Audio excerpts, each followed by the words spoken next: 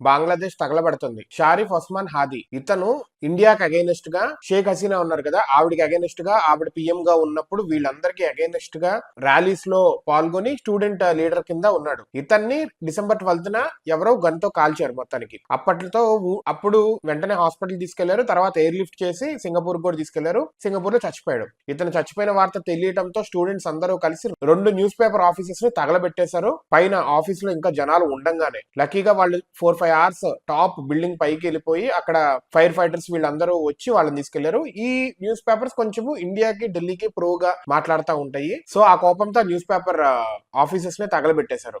And ఇంకా షేక్ హసీనా, అదే విధంగా ఎక్స్ మినిస్టర్స్ వీళ్ళందరూ ఎవరైతే షేక్ హసీనా రిజైమ్ లో ఉన్నారో వాళ్ళ ఇళ్ళకి కూడా వెళ్ళి రాళ్లతో కొట్టడం ఇట్లా రచ్చరచ్చ చేస్తున్నారు. బంగ్లాదేశ్ గవర్నమెంట్ మాత్రము ప్రస్తుతం యూఎస్ గవర్నమెంట్ ఏదైతే ఉందో వాళ్ళు చక్కగా చూస్తానంటే ఉంది. లిటరల్లీ చెప్పాలంటే బంగ్లాదేశ్ ఇంకెంత కంపోతుందో ఈ అమెరికా అండ్ వీళ్ళందరూ సోరోస్ వీళ్ళందరి చేతుల్లో ప్రస్తుతం నడుస్తుంది. వీ హ్యావ్ టు సీ ఇంకెంత కంపోతుందో, భారతదేశానికి ఇంకేం ప్రాబ్లమ్స్ తెచ్చి పెడుతుందో. అటు పక్క చైనా, ఇటు పక్క అమెరికా మొత్తం కలిపి ఆడిస్తుంది బంగ్లాదేశ్ ని.